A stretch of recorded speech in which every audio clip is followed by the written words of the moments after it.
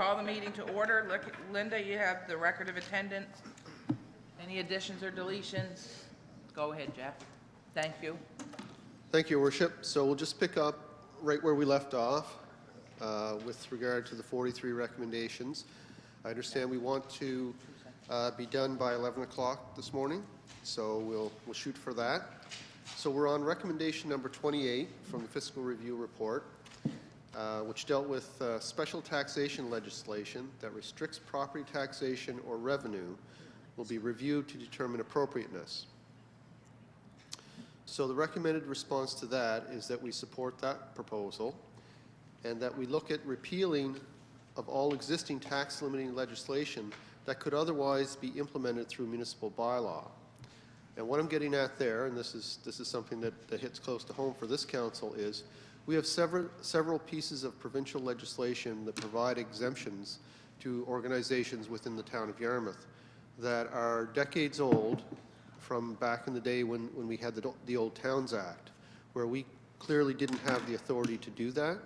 Now, under the Municipal Government Act, we do have the authority to deal with property taxation for those organizations, either through a local bylaw or through providing grants, as we have been the last number of years, providing grants to organizations that help to offset their property taxes.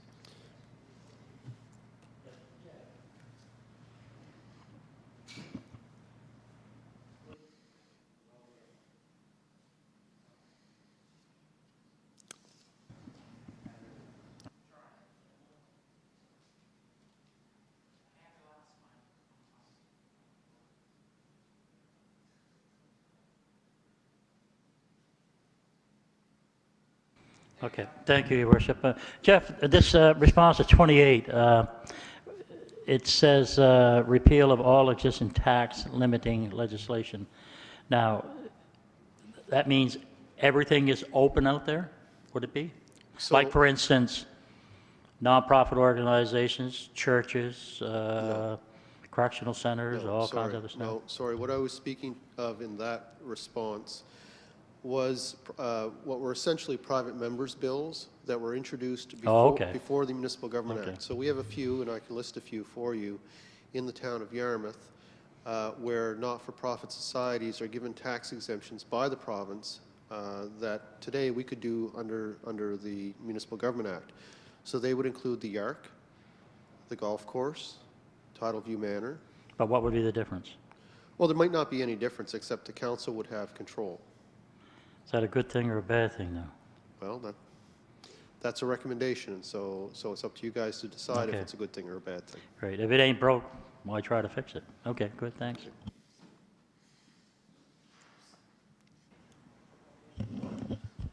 Jeff, I got a question about, you mentioned, I know the Yark, because I think my father is the one that introduced the Members Act when it was in the legislature, and Tidal View Manor did the same thing. But the golf, yeah, I think the same day, yeah. I think the golf course, is that under a different category? Because I know we don't tax the clubhouse, and I know the property, if the golf course ever goes under, the property reverts back to the town. It's owned by the town of Yarmouth, isn't it?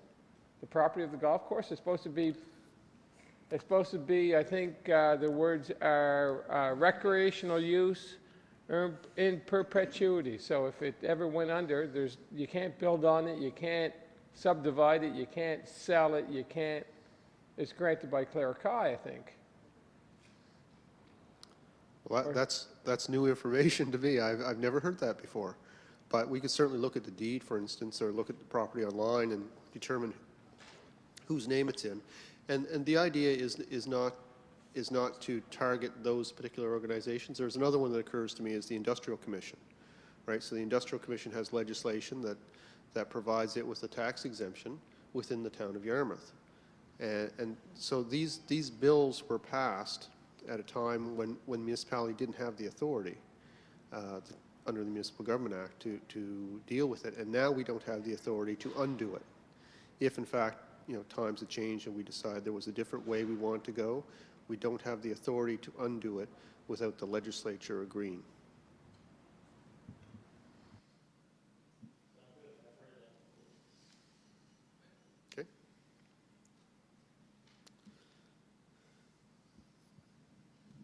This says response 29, but it's supposed to be recommendation 29. The province should introduce a provincial property tax rate which will be applied to all taxable property in Nova Scotia.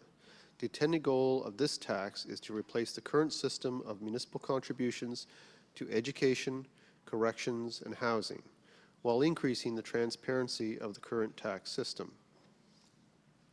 So what this is about, in a nutshell, this recommendation is about the education, primarily about the education levy, which we talked about the last time we got together last Thursday. And so collectively, municipalities across the province provide $212 million to the province to go towards education funding. This recommendation would see it, the formula change, in essence, is that municipalities would pay on the basis pretty much of uniform assessment as opposed to the current formula, which I don't know that anyone really understands. It would effectively reduce, from the town of Yarmouth perspective, it would reduce our commitment to education, corrections, and housing by about $200,000. The intent, I think, when they came up with this recommendation was they want to separate the collection of that money from being considered part of your municipal tax bill to being a separate provincial tax. But in the public consultation sessions, it became quite clear that it was the expectation of the Department of Municipal Affairs staff is that this tax would be collected on your municipal tax bill. So effectively right now, we separate, correct me if I'm wrong, Jerry, but we separate the amount that is collected for those mandatory contributions to the provincial government. We separate that out and identify it. So this would do no different except it would put a label on it calling it provincial tax. The only benefit to this really is that in the changing of the formula, there's a net financial gain to the town of Yarmouth. So we support it. We don't think it goes as far as we'd like to go with education funding. We'd like to see that eliminated, and the earlier responses within this presentation indicated ways in which we think that number can be drastically reduced. If they want to change the formula in a way that everyone can understand, we don't have any issue with that. We still believe, though, that as long as the money is collected on the municipal tax bill, it will be considered a municipal tax in the eyes of the taxpayer. So do you want to say that it doesn't go far enough? Well, we've kind of said that in our other responses, and we in this when we say that it will continue to be viewed as a municipal tax, but in essence we don't have an issue with changing the formula. Okay. We're a long ways from eliminating the mandatory contribution to education, even if the province accepted everything that we have in our response. We're not halfway there yet. Okay. So a lot of money still to be collected and remitted. Go ahead. Thank you. If this does go through, the only difference will be, hopefully, that we will highlight it, or however, on our tax bills when they go out, that this is a provincial tax that's levied against them instead of a town tax. So that would be beneficial for, I know myself and other people that's out there, to know that the provincial government is levying this tax instead of the town. So I think that's good information.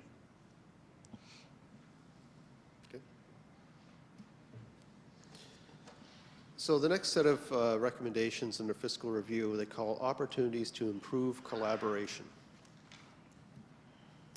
So recommendation 30, stakeholder involvement must occur early in the process of regulation development and must involve both economic and fiscal analysis of the proposed changes so that the regulatory decisions are made with a full understanding of implementation issues. A fully informed process that engages municipalities will likely result in greater compliance with and more cost-effective regulations.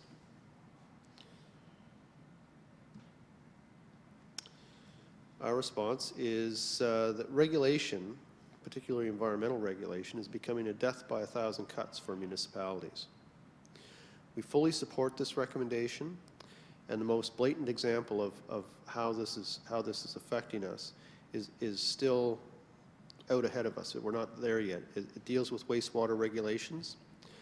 By the year 2040, the town of Yarmouth, if the projections are correct and nothing changes in terms of our treatment facilities' ability to treat our wastewater, we will incur a $34 million expense to upgrade our wastewater treatment plant in 2040.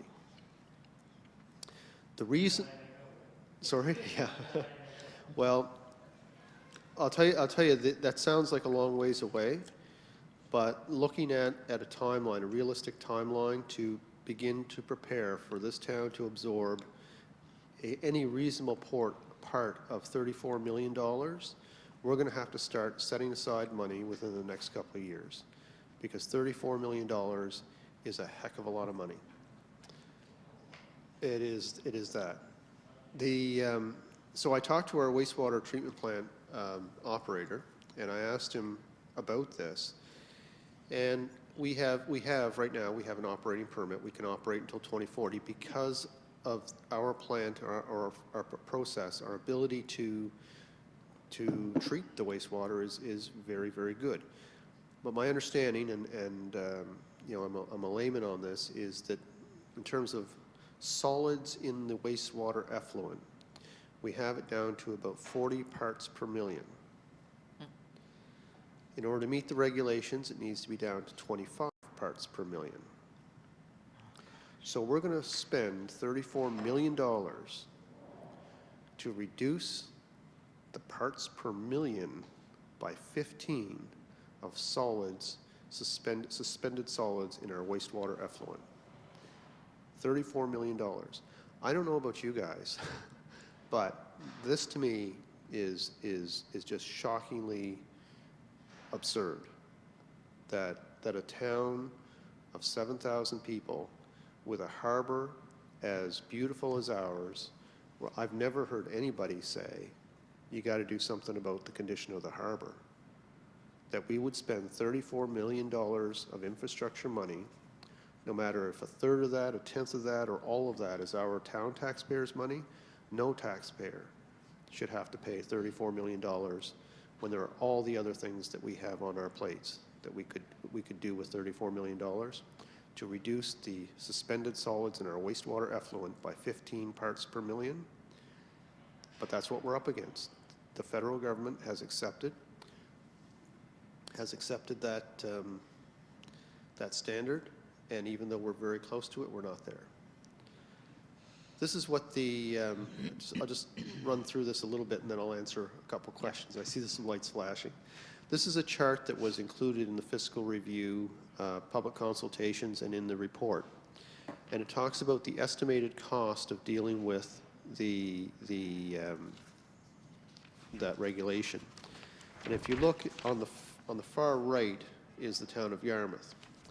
What you see in blue is the 09-10 debt service cost that the town of Yarmouth had. And if you look across that chart, you can see that the town of Yarmouth had about the 5th lowest debt servicing charges of the 30 towns in Nova Scotia. And you'll see that this would more than double and almost bring us to the 15% limit in terms of debt servicing cost.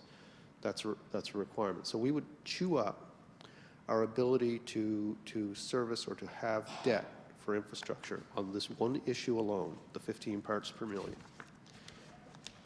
The other thing you need to know about this chart is that it grossly underestimates what will be required, because first of all, the cost is $1 billion provincially, but for the purpose of this chart, they only use $600 million of that cost.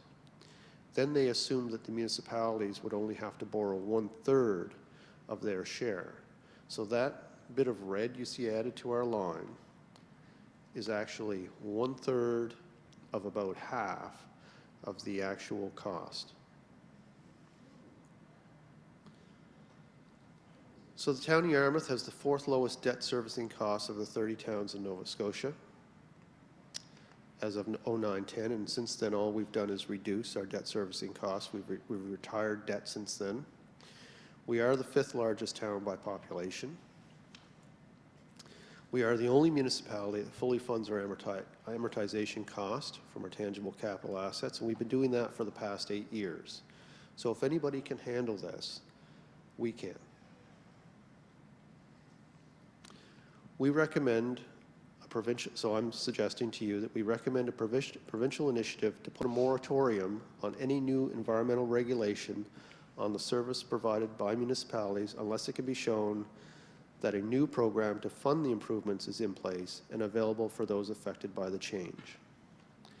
And I suggest we recommend a provincial effort to postpone the implementation of the CCME wastewater standards due to come into effect between 2020 and 2040 for most municipalities with treatment facilities, and to postpone it indefinitely and review that postponement in 10 years. Councillor Dawes? Thank you, Your Worship. Those $34 million, Jeff, are those 2014 dollars? Yes. So we're going to have to put just a little over $1 million a year away.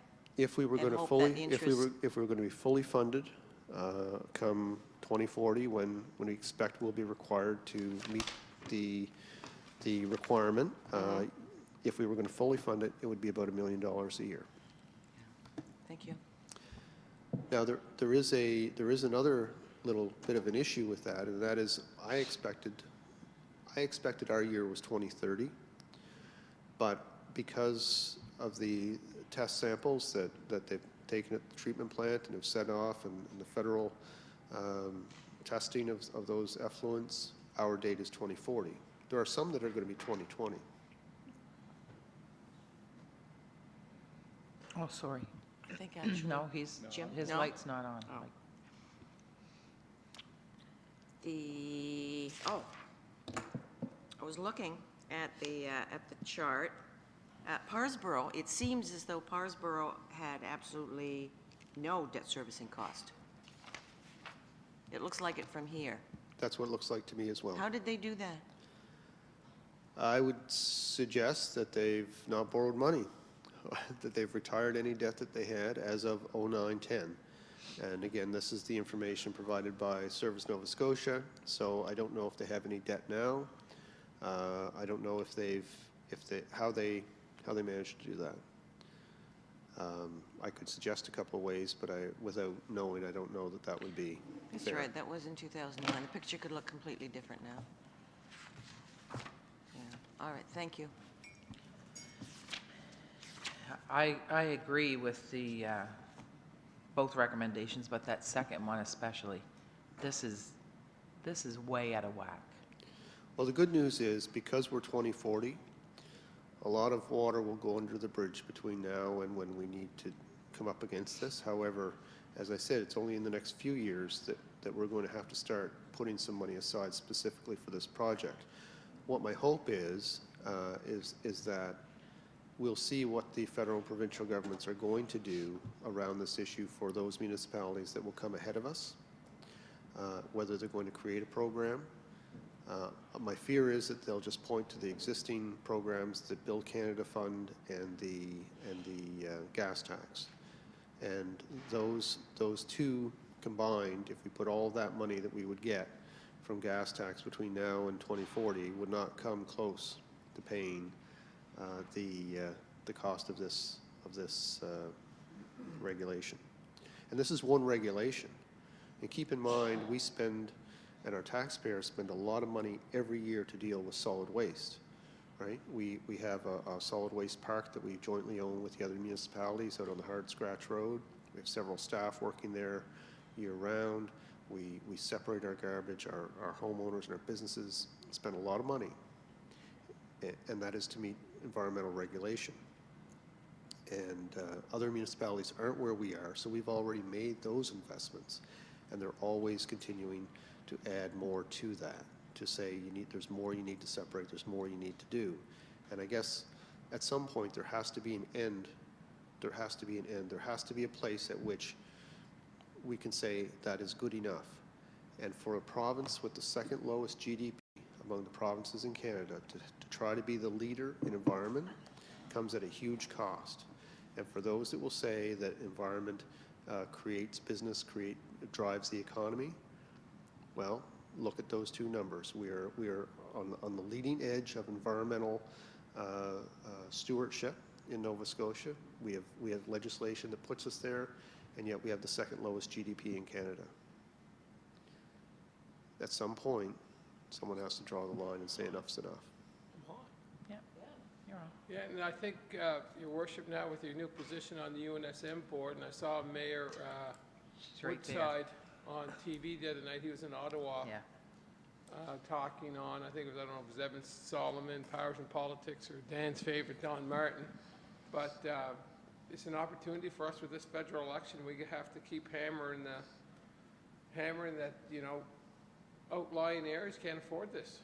And every time, I think Mayor Woodside hit it right on the head the other day when he was talking about infrastructure and the role that the federal government, especially in this next federal election, what role they have to play for people like us. But I think it's, you know, it's going to start right at the smallest municipal unit, and we talk to our other municipal partners every time. Your Worship, we have to pound this not only with Mark Fury and the people here, but to our federal candidates, whoever we know who one of them is going to be. But every time we see somebody on the federal level, we have to tell them how important this is, right? Because like Jeff said, you know, 2040 is a long ways away. Jim will probably re-offering for his, he'll come out of retirement for that election just for that. But, you know, this is an important issue.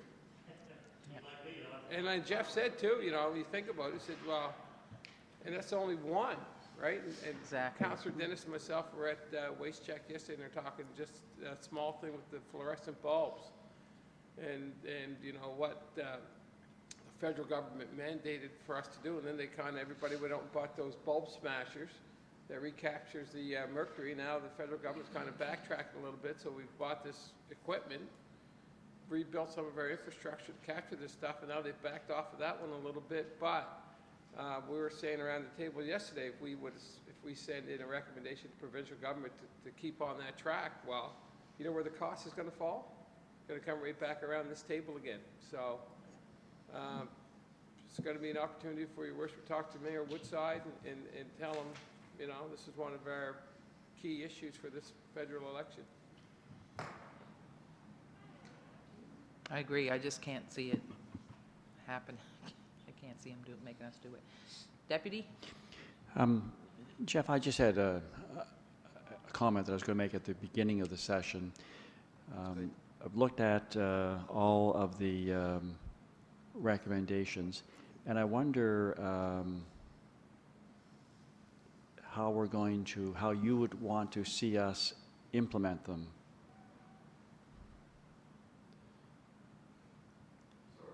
No, that's okay.